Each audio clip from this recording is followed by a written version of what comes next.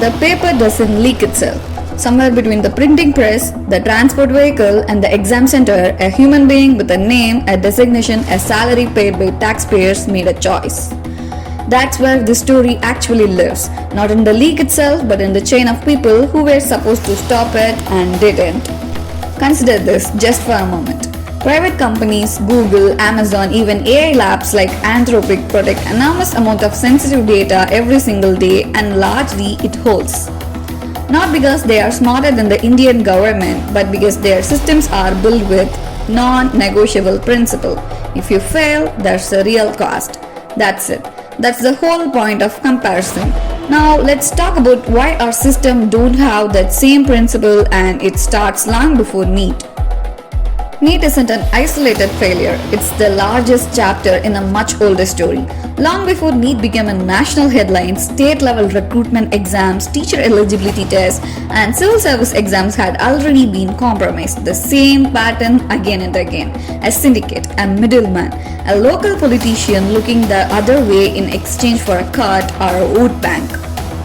This is the part politicians don't want you to trace back, because if you follow the thread fair enough, it doesn't end at a printing press, it ends at a party office.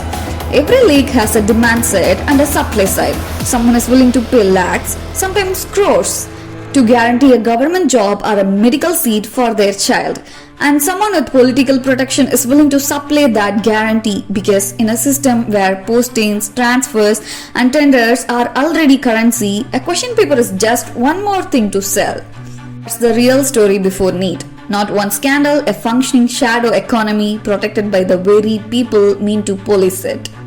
So when a minister says strict action will be taken, ask yourself, action against whom? The clerk who carried the bag, or the office that told him to carry it? That's not a technology gap, that's a consequence gap. And it was built that way long before NEET on purpose. The hard truth. We look at the politicians and ask, how can they be so careless? But the root of it is closer than we think. We accept the drama, we accept the empty press conference, we accept an inquiry has been ordered, as if that were justice. The real syllabus. It's not that India lacks the means to secure something like NEET. It's that the system has no incentive to. Until leaking a paper carries the same real-world consequence as a corporate data breach, job loss, institutional collapse, the cycle repeats, no matter which party holds power. The solution. Demand structural proofing. If NEET stays paper-based, it must move to secure centralized, computer-based testing, eliminating the physical paper mafia chain entirely. Enforce real accountability.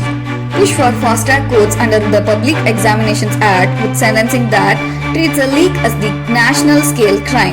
It is not a clerical error. Demand independent audits.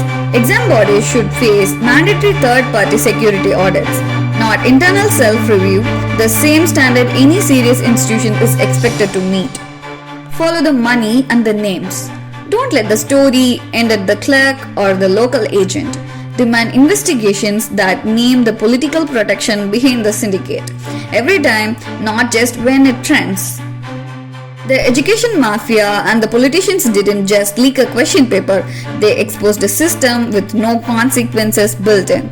It's time we stop asking for apologies and start demanding the same accountability we already expect from a tech company holding our data.